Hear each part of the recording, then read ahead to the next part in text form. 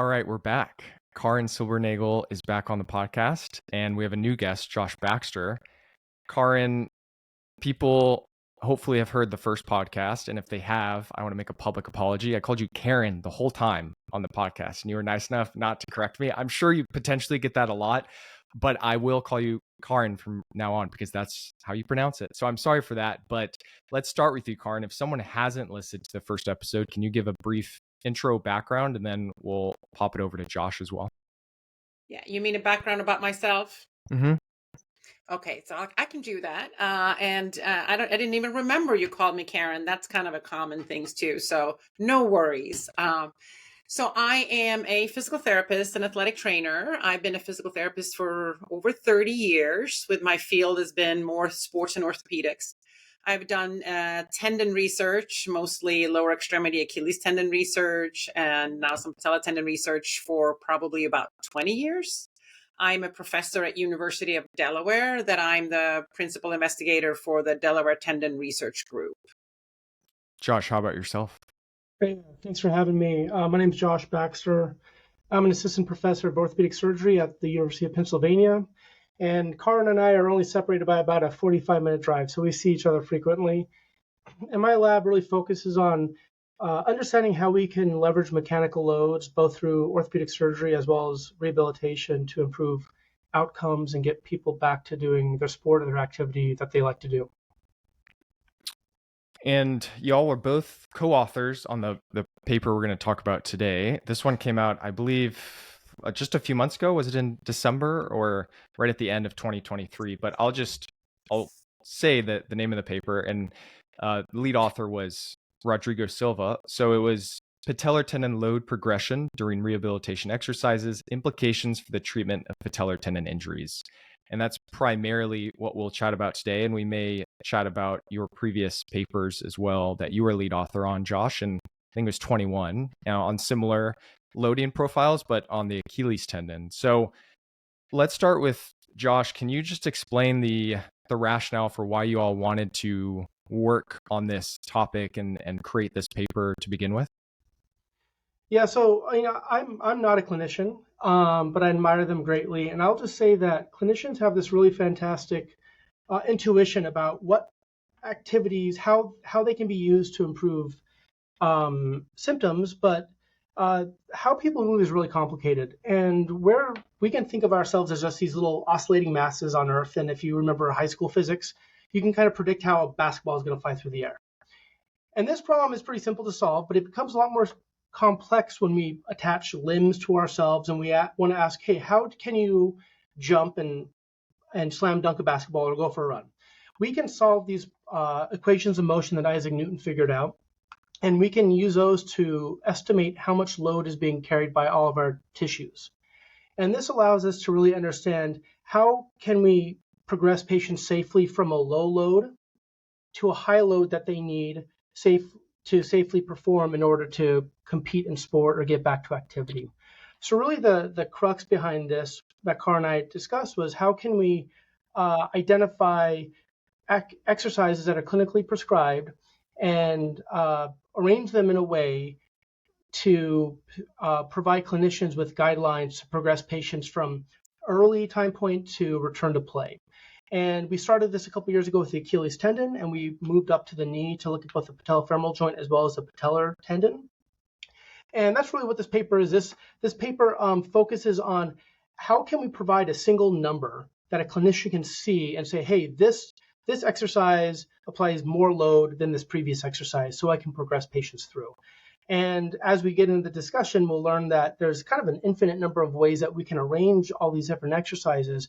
And we provide clinicians with basically an Excel spreadsheet that they can use to tweak based on what they think is really best based on their own intuition. Josh, can you touch on the study itself, the participants that y'all gathered, the kind of setup of the procedures, and then actually the placement of the sensors? Yeah, absolutely. So we completed this study at a biomechanics lab here at Penn, and this involved 20 healthy young participants who are, physically active and coordinated and can do all the different activities, and there's a lot of them. And so we recruited 10 males and 10 females, and we had a battery of physical therapy exercises that Karin and her colleagues prescribed for physical therapy of patellar tendon pain. And we brought people into a motion capture lab, and we got them in the spandex and all these reflective markers that you may have seen before. And we started to ask patients to do different activities. And so when we measure how people do, for example, a lunge or a Spanish squat, we can use cameras and different sensors in our lab to estimate how much load the patellar tendon is experiencing. Then we can take that information and we can start to analyze the loads, and we can break those loads down into some metrics that allow us to really start to develop these loading indices that we're calling them. And these loading indices are really numbers that range from 0, meaning no load, to 1, meaning the absolute max physiological load that's possible based on this battery of exercises. And we can then rank those exercises based on the peak load that was experienced during the activity, the rate at which that peak load was generated, and then also something called loading impulse. And you might think of this as time under tension. So we can take those 3 measurements and come up with these loading indices, and this is where we developed our guidelines. Can I add something there, Chris? Of course.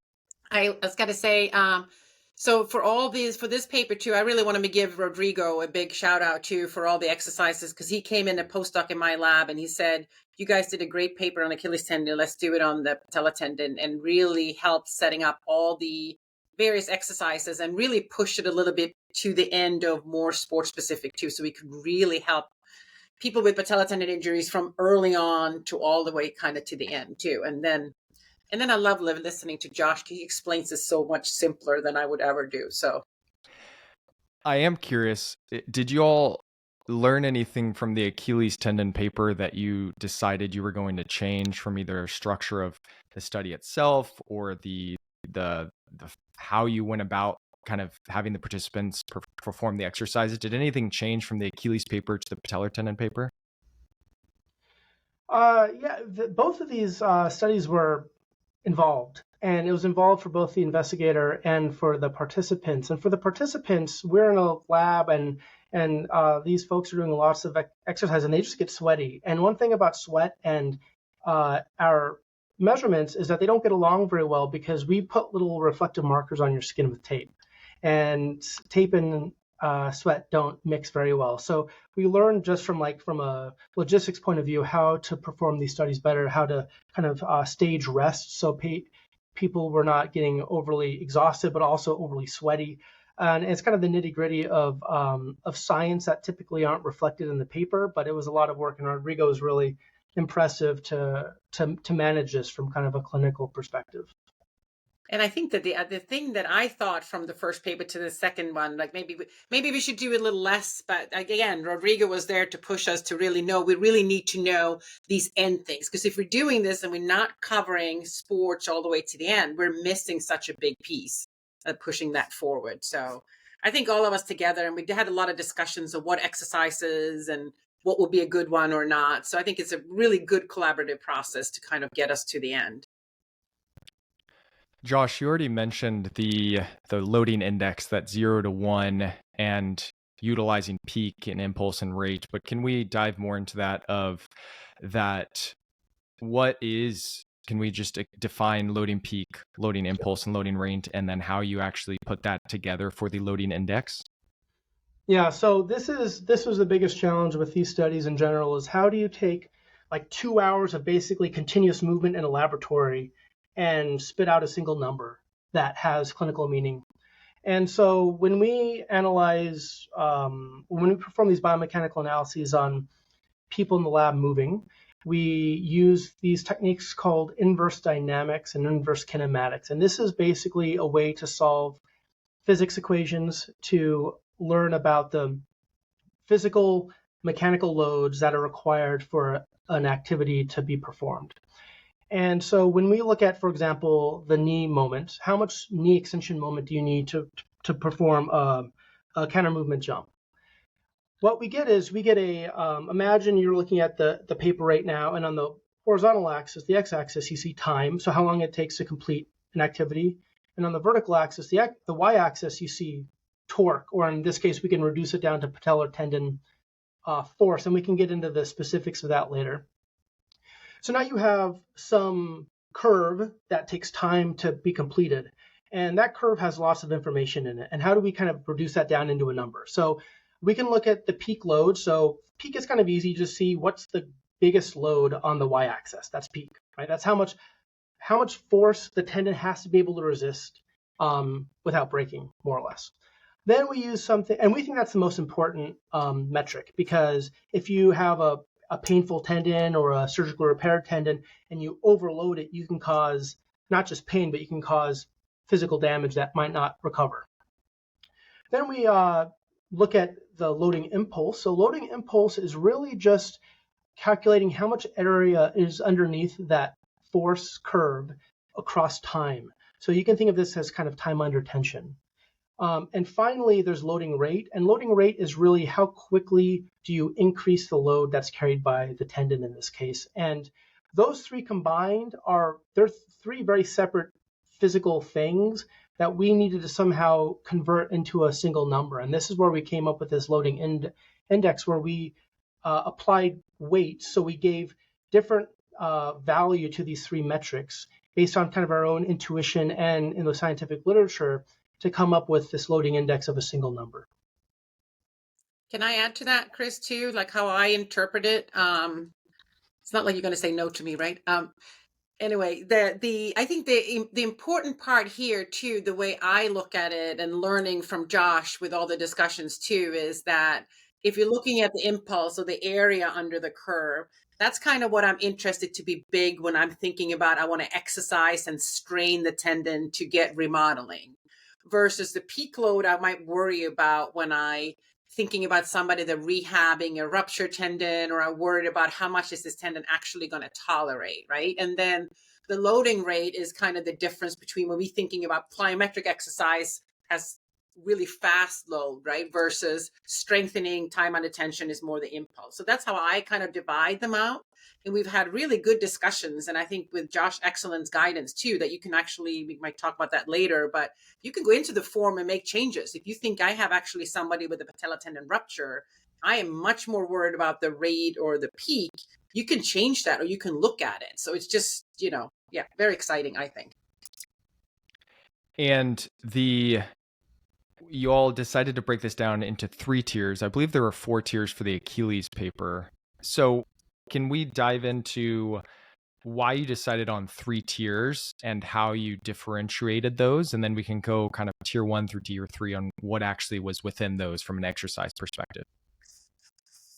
Yeah, I can just jump in real quick on that. So for the Achilles tendon paper, when we studied that, there was a much greater variation from, especially on the high end, where we had some exercises that just kind of dominated these 3 biomechanical metrics. With the patellar tendon load, we found that there were some exercises that kind of shifted the loading index. And the one that's a clear example is the Spanish squat, where the Spanish squat is kind of a funny exercise because it has no defined end. It can go on theoretically forever. And if you went on forever, the loading index would be 1 because you would have infinite impulse.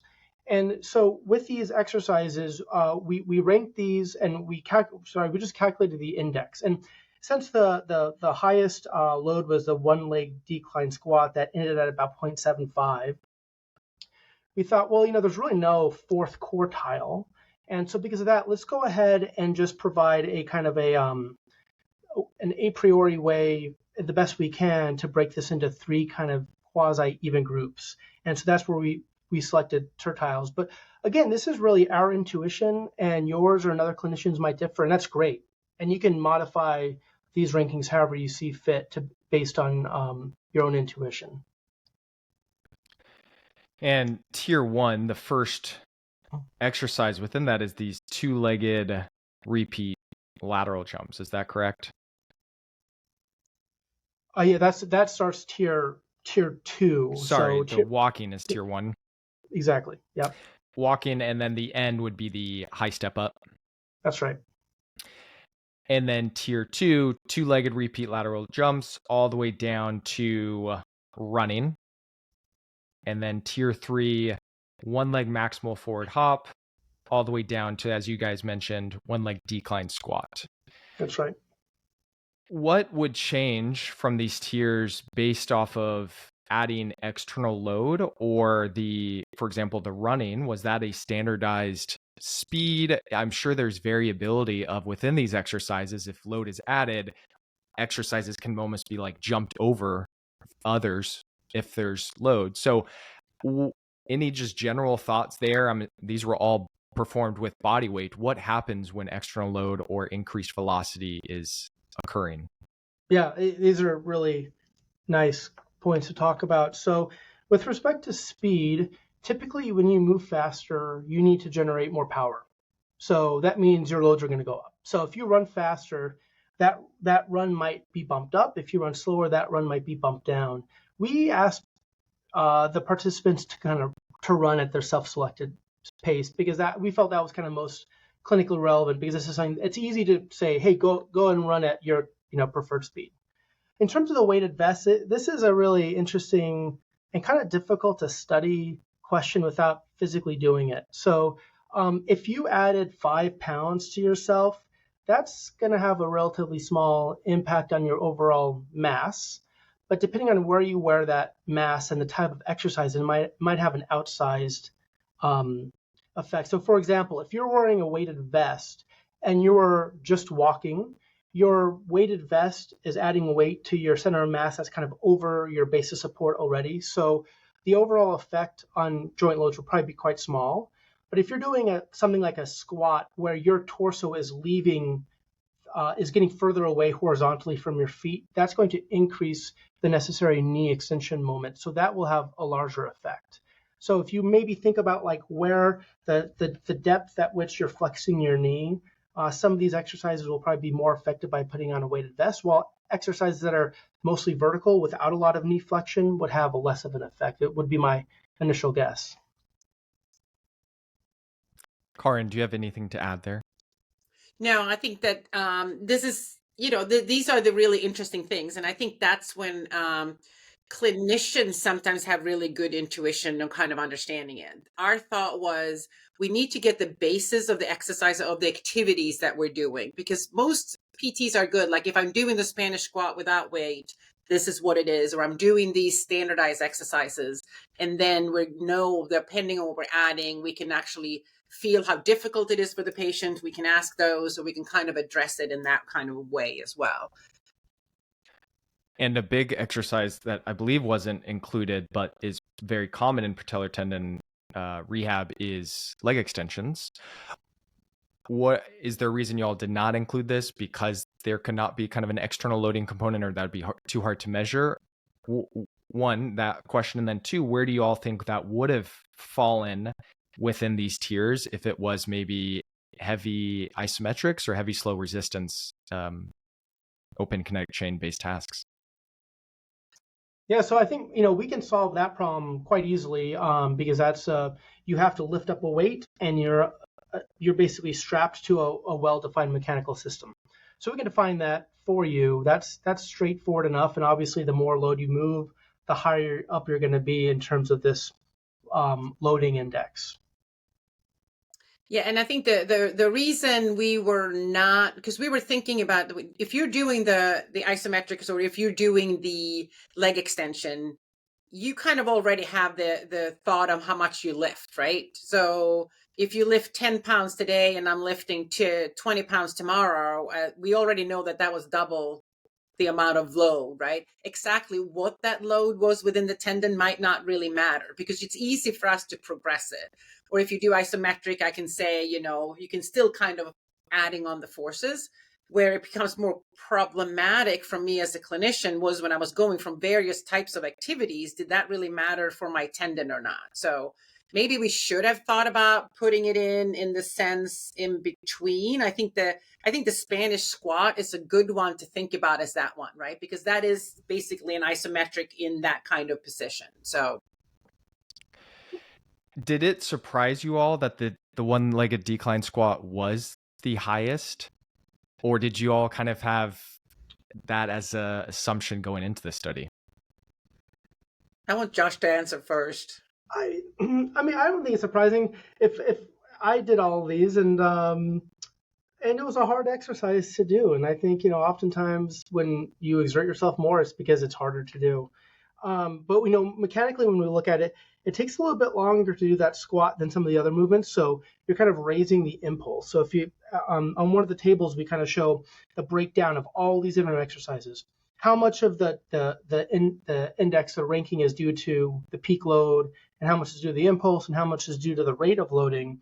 And where the decline squat really starts to kind of take off is it doesn't necessarily load the tendon more, but it loads it for a longer period of time under tension during the movement. So one decline single leg squat is not equal to something like a hop, not because the loads are greater, it's because you're applying that load for a greater period of time to the tendon.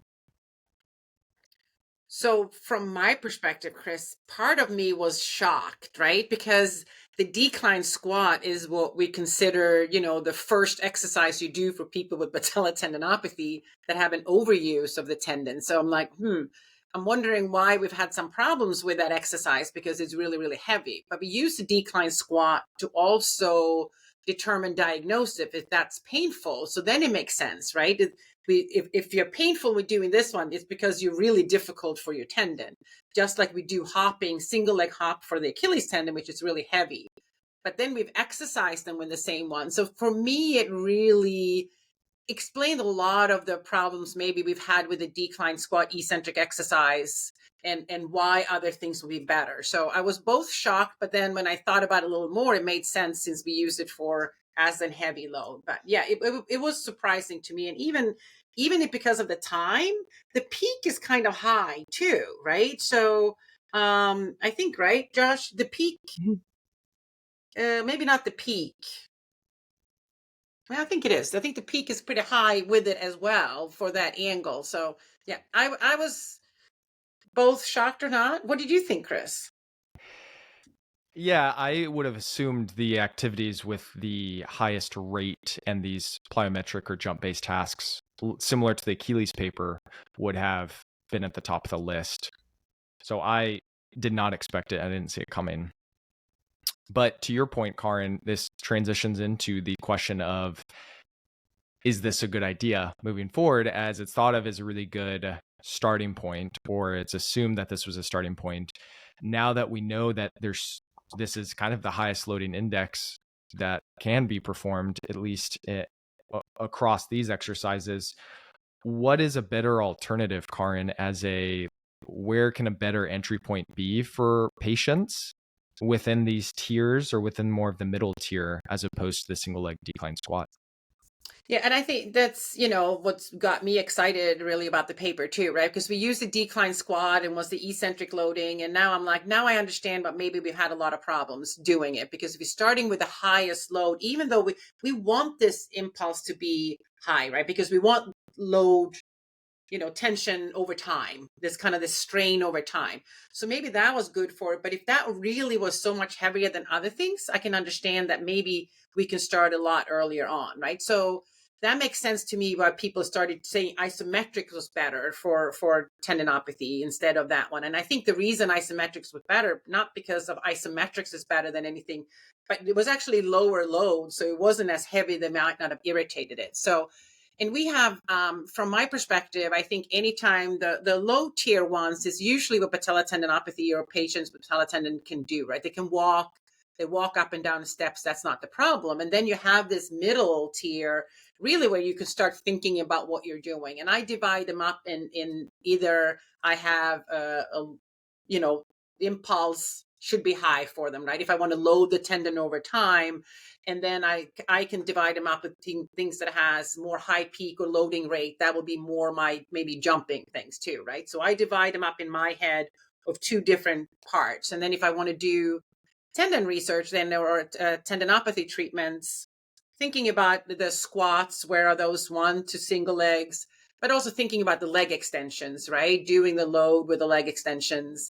And we also now started to look really at the Spanish squat exercise as an isometric one. superimpose muscle NMES on top of that to really see higher strain. So I think when I start, I'm more in that middle tier, dividing up, thinking about if it's high loading rate versus larger impulse rate is kind of what I would start thinking about.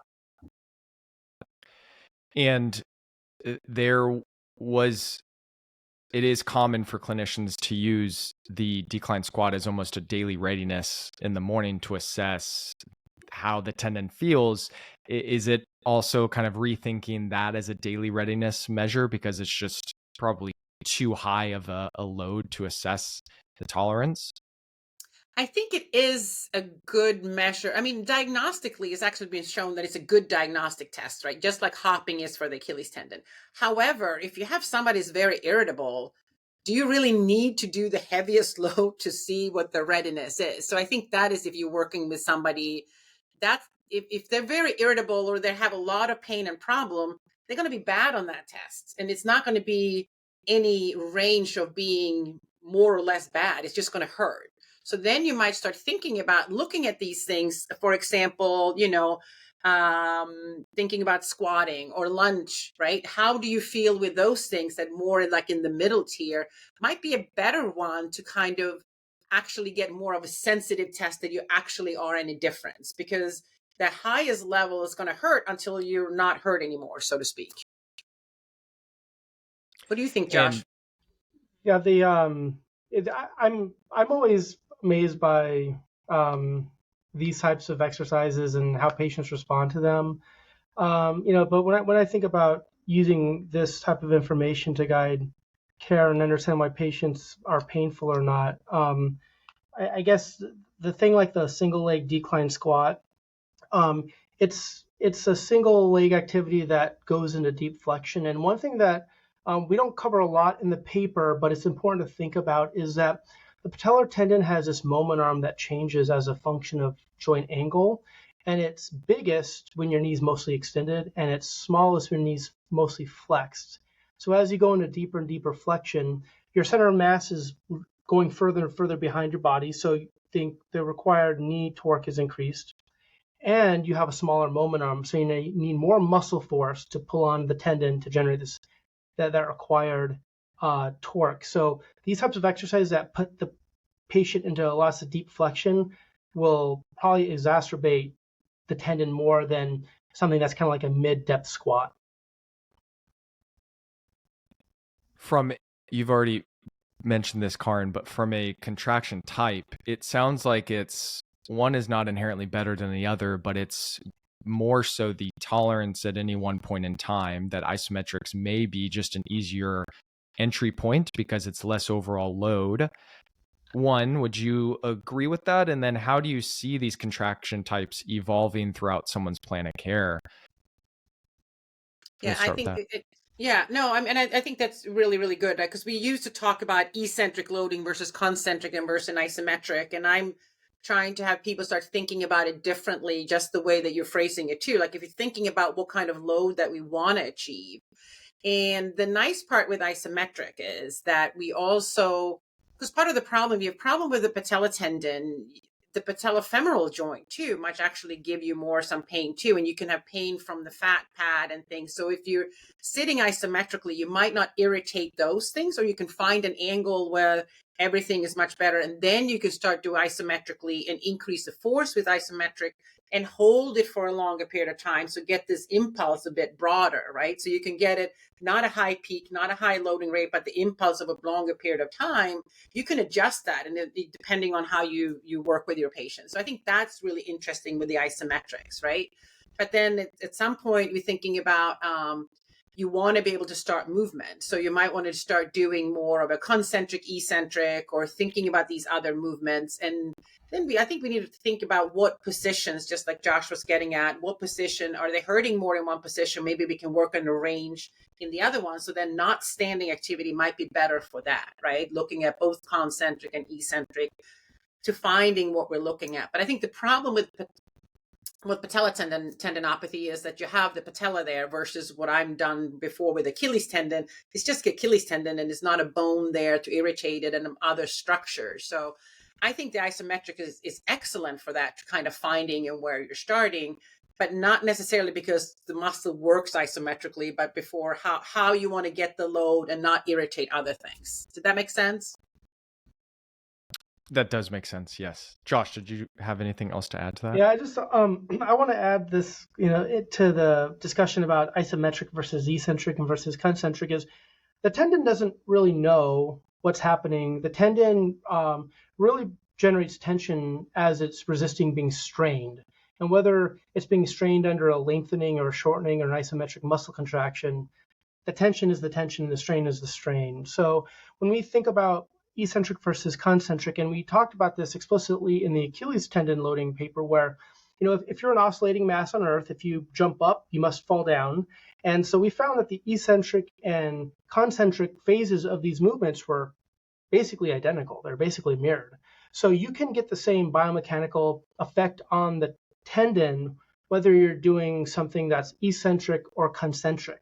One thing that's about eccentric that's really nice is that eccentric muscle contractions can generate a lot more force. And so in isolated muscle preparations, if you stimulate the muscle and then you pull on the muscle, that muscle can generate up to about 50% more force than peak isometric muscle contractions can alone. Now that causes muscle damage, which is not good, but you can more efficiently use muscle doing an eccentric task. So if you wanted to get your patient to tolerate higher loads, eccentrics are probably good because you can just, you can put your weighted vest on. You can have them move really slowly. You can take advantage of skeletal muscles efficiencies that way. But I think that's partly a separate discussion than is the eccentric or concentric motion physically good for the tendon.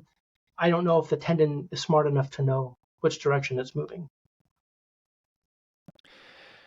From here, what, if anything, do you all want to compare from the patellar tendon paper to the Achilles tendon in regards to, we've already just touched on it a little bit, but in regards to starting points, what are the differences from an Achilles tendon starting point rehab and a patellar tendon based off of what you all are finding from the loading and own clinical experience? Karin, if you want to start.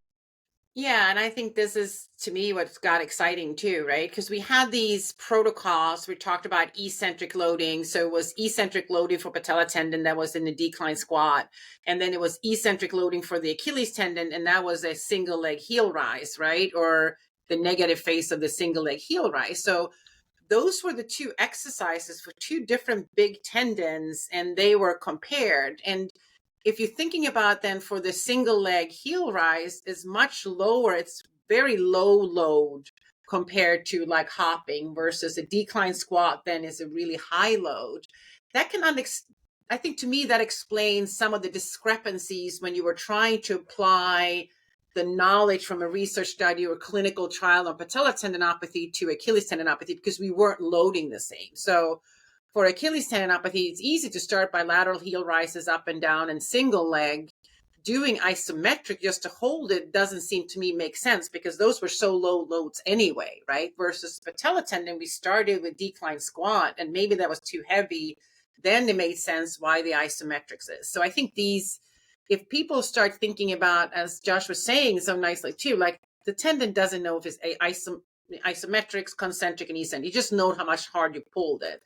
If you can get that past that, then starting to use the knowledge, okay, I want to start with a lower load with a strain over time, and then I want to start increasing. I think using these papers really help you and start helping understanding why we had these differences. And people that came from patellar tendon world, it's like you have to do isometrics. And I came from the Achilles tendon world. Well, that sounds stupid, right? And now you can see why, because our starting points were so very different. So we were just not talking the same language or whatever. And that's probably what isometrics, when it tried it in other tendon, did not have the same response to me. So I think it helps us with our clinical reasoning and start taking a step back when we're looking at exercises. I got long-winded there, but yeah.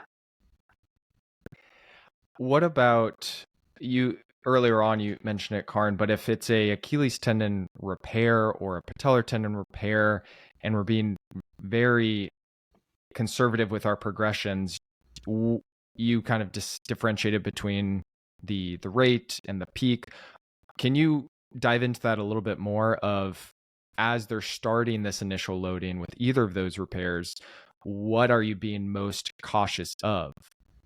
I think this is great, and I think Josh can probably explain better the rationales of what I'm going to say. But to me, this is what's so nice about the Excel spreadsheet when you can actually start looking, or the tables to look, because the biggest issue when you have a tendon that's ruptured, you got to be really careful that because it's a lot weaker, right? It can't tolerate as much peak load. So you want to avoid things that has peak loads, high peak loads.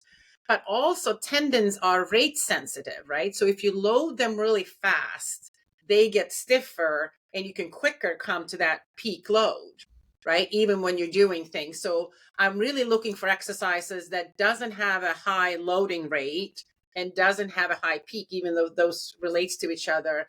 I'm looking for things when I can stay with a lower peak, slow, like a low loading rate, but high impulse, right? So I can actually get some strain that is not too much, but I'm stimulating the tendon and then I'm relaxing it. Because, and what you describe to patients when they come in to not re-rupture is, as long as you move slow and controlled, right? And not too heavy, the tendon's going to be fine. But it's like the quick movement, that's when people re-rupture, they take the wrong step doing those things just because of the loading rate. So that really, I think, is exciting to think about, and then maybe go back and look at which variable am I more concerned about, somebody that had a rupture versus somebody that did not have a rupture. Josh, do you have anything to elaborate with that? Yeah, so I could spend hours talking about ruptures and how the tendon heals shortly after. But I think it's important to note that I think the reintroduction of load for a tendon repair or rupture is different and should be thought of differently than as for a chronic tendinopathy. But for ruptures, one thing that's really important and complex is that as the tendon is healing, it's kind of in this constant battle between healing and getting stretched out and healing and getting stretched out. And we want to minimize the stretching out and maximize that healing response. And so we're really focused on the early time points when the tendon isn't quite mechanically sufficient to withstand most of these exercises, where patients are still walking in a protective boot, for example. And how can we introduce enough mechanical loads to accelerate tendon healing while not causing the tendon to elongate again? And that maybe is unique to the Achilles because we have these Velcro boots that you see people hobbling around in, so we can kind of constrain folks that way. But these exercises do provide some guidance, particularly on peak loads. So what types of loads are probably safe to perform or safer to perform when the tendon is compromised? We can, point on this spreadsheet and say, these are the loads that are probably going to be better tolerated by a compromised tissue than others. Yeah, and I think I want to add to that too, Chris, too, because tendon heals too long is the biggest issue after a ruptured tendon, right? So, and if they heal too long, they're not very efficient at the end ranges, right? You get a lot of weaknesses in the end ranges. So you can't, if you have a patellar tendon rupture, you can't extend the knee fully, which is a big problem when you're walking, right? If you can't have any control in the last 20 degrees of extension, it's easy that you kind of fall and you don't have that control. And for Achilles, it's kind of hard for kind of getting up in the heel, lifting the heel too.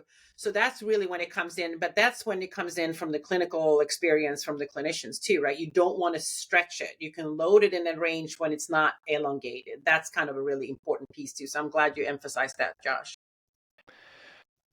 This is for my own selfish question, because I have a patient right now I'm working with remotely that's patellar tendon repair, and I started consulting with him about 6 months in, and I am working with him remotely, and he doesn't have access to his isokinetics, so I just did kind of a rough single leg extension test and compared to sides. But it was such a significant deficit, and it's been such a slow process, and we have a few patients in the clinic where these patellar tendon repairs, it seems like it's taking way longer than a lot of these ACLs, regardless of graft type. Have you all noticed that in general, or is this just, I'm only a year and a half into practice, so I don't have a ton of sample of patellar tendon repairs, but the ones I've seen, it just seems like it's such a slow process. from getting kind of the overall limb symmetry and quad strength back. Yeah, and you might not be able to get the full limb symmetry as well, right? The problem with, again, with rupture is that they heal longer. So with the patella tendon, if the patella tendon is longer, regardless, if the muscle contracts all the way to the end, you're not going to get full extension. So you're going to lack in that full extension, same as you're lacking in the heel rise height.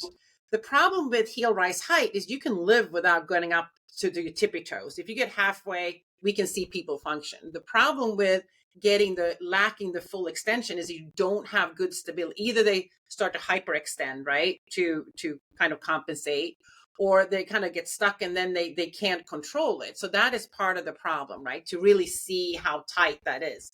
If somebody's longer out, when you're talking about 6 months, you're not going to change the tendon length. That degree of tendon length happens probably between the first 3 months to maybe possibly 4, but the peak is usually 8 to 10 weeks. I mean, not months, 8 to 10 weeks kind of out. So that's the length that you have. So if you have weakness at the end range, the other thing that I think to emphasize, and I've spoken to Josh about that a lot before too, is that if you want to go get the muscles stronger, if you're emphasizing strengthening at that end range when they have active insufficiency, you're not going to get a stronger muscle. And if you can't get a stronger muscle, they're never going to get stronger in the end ranges either. So I think for a lot of people, I need to go in and say, no, you want to actually strengthen in the position that they can generate a high force, because then they're going to get stronger in general. And that's going to make them stronger at the end ranges instead of just working on that kind of end range. That makes a lot of sense. So doing like partial arc leg extensions or isometrics at really high forces, or things where they're not consistently limited by that end range instability or active insufficiency, like you noted. Yeah, because I mean, and I think for one of the papers that we've done before, Josh and I too, we have, when we talk Achilles tendon length, I think nicely looking at if you have changes in tendon length versus muscle length, how much shorter arc of peak do you get into the end ranges versus is it shifted into one position or the other? And I think that's important too, because we as clinicians, I think, they're weak in end range, I'm going to strengthen them in end range to get them stronger there. But if you can't load the muscle is not going to hypertrophy. If the muscle doesn't hypertrophy, you're never going to get stronger in the end ranges either, right? So what has your experience been from the research or clinical side on end stage? This is what we would expect kind of from a LSI perspective or total torque output for these patellar tendon repairs. Is it a lower general expectation on that population compared to ACL? So I think it depends on what it is, right? Because patella tendon ruptures and things you see, quad ruptures, tend to be very different injuries. A lot of them, I don't know what yours, but we've seen really older people and those things. There's been some younger athletes fairly recently too, right? But a lot of times you can see these as being a different patient population. So that can explain some of the problems that you're having, right? So that's one issue.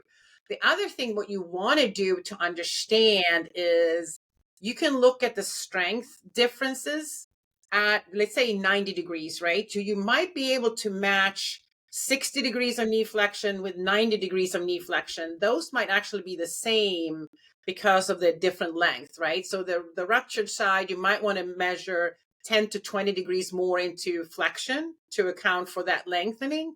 And then you can see, and that might be more of a measure of true muscle strength, right? And so that's how much muscle weakness you have. And then you can measure in other areas that would be more of a difference in active insufficiency. So try to separate out what is the weakness at the end range because they have too long of a tendon versus what is the actual weakness of the muscle. Because I've had people that are 100% recovered strength and they come back because they're frustrated because they can't get to the end range. I'm like, well, you can probably work that as long as you want, that's still going to be there, right? So not having unrealistic expectations as well. Going back to the earlier portion of repair, rehab, and these charts being extremely beneficial to know exactly what is the index, the peak, the rate. Is it a bad idea, or what is the concern for going based off of symptom tolerance? Is it if it is painful that early on, can the tendon essentially re-rupture before there's symptoms? Is it a bad idea to go based off of tolerance, and there should be much more of a direction based off of these actual true kind of forced profiles? Yes. So the biggest, what the conundrum or the interesting part too is a rupture is very rarely painful, and a tendinopathy is very painful. But a tendinopathic tendon is a lot stronger than a recently ruptured tendon. So for tendinopathy, I think we do fairly well following pain tolerance, and we can see. And when I looked at the kind of the rate of the exercises, probably makes kind of sense for what I see, what people would be painful and those things. Maybe not 100%, but for ruptures, I would not want to follow symptoms or their tolerance, because this is when I really need to understand this, because they're not hurting.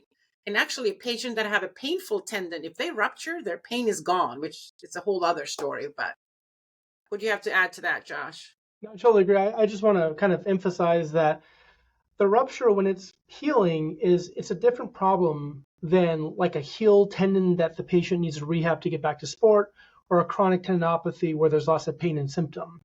You can kind of wait out the tendinopathy a little bit, and probably nothing's going to change. But if you don't get that first 8 to 12 weeks healing following a rupture right, you're going to have lifetime disability because you just have a mechanical constraint that you can't overcome. So I think these are different animals, and we really need to be mindful of that early tendon healing process following a rupture with or without a repair versus a chronic pathology. I had a patient a few months ago. He was a few weeks out from a patellar tendon repair, and he came into clinic saying he tried sissy squats at home to see how it feel on his tendon. Shockingly, nothing occurred. And then he told his surgeon, and the surgeon was like, well, at least it's still structurally intact. But I cannot imagine that did not recreate another rupture a few weeks into the repair. Probably he did it so poorly that he didn't load the tendon at all. That would be my guess, right? Probably. He thought he did it, but he probably didn't. Yeah, it was probably so much more on the other limb. Thank God he didn't try a single leg decline squat. Game over. What, if anything, do you feel like we haven't touched on, either of y'all, that you all would want to discuss before we start closing things out? I have something. I think that it's from my clinical perspective and things too. I am very excited about this article and the other, and the collaboration with Josh too, and just thinking about it from a clinical perspective, to understand working with somebody that is a biomechanist and understand this and can actually explain to me, because us clinicians, we are always like, well, these exercises were only done in injured individual, healthy individuals. How can that possibly be of relevance for my injured patients, right? That's a big one. And I think Josh is going to explain it much better than I do too. But every time it comes that, Josh is so great in really putting down to like, whatever goes up is going to come down. I'm like, oh, okay. So understanding that even if it's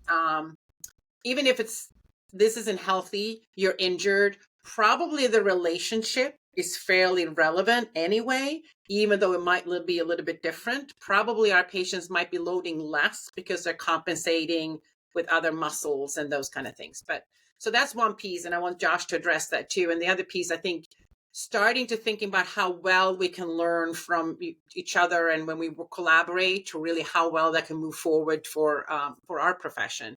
And we got some criticism starting out with these papers and things too, like, you're only doing it healthy, why would we care? And I'm like, well, this is one of the most important papers. So these are for us clinicians to understand how to progress. So I think that those are the big pieces.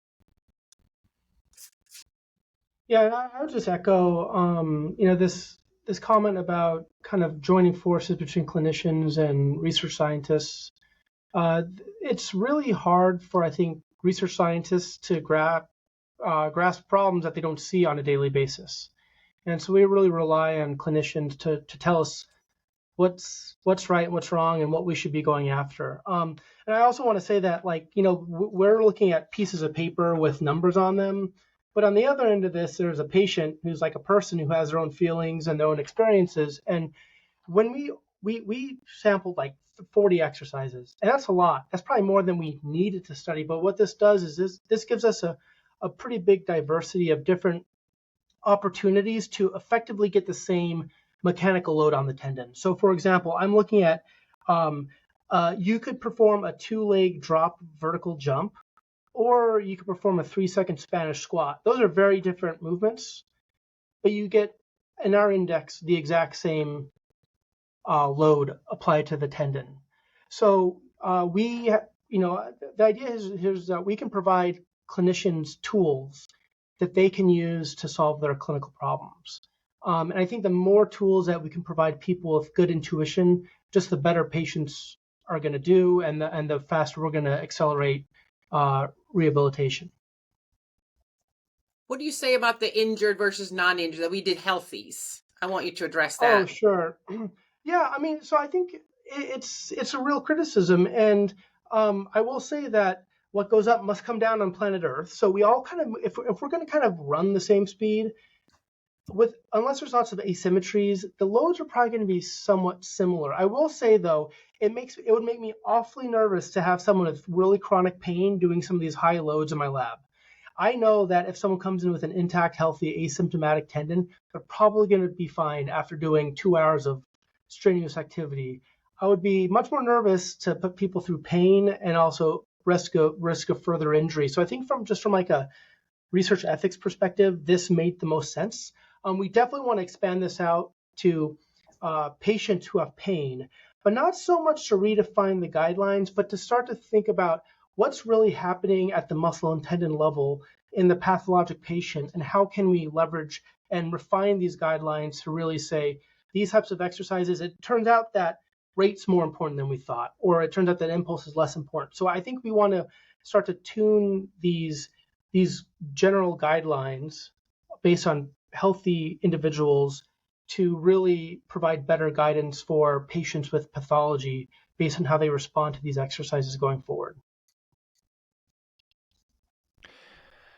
Any other final thoughts before we wrap it up? I thought this was a great conversation, and I'm glad both of y'all were able to come on to Karin's point, being able to see the biomechanist and the true research perspective, and then the clinical and practical application, and how you all have combined it for both of these papers. And I'm sure moving forward for a lot more is awesome.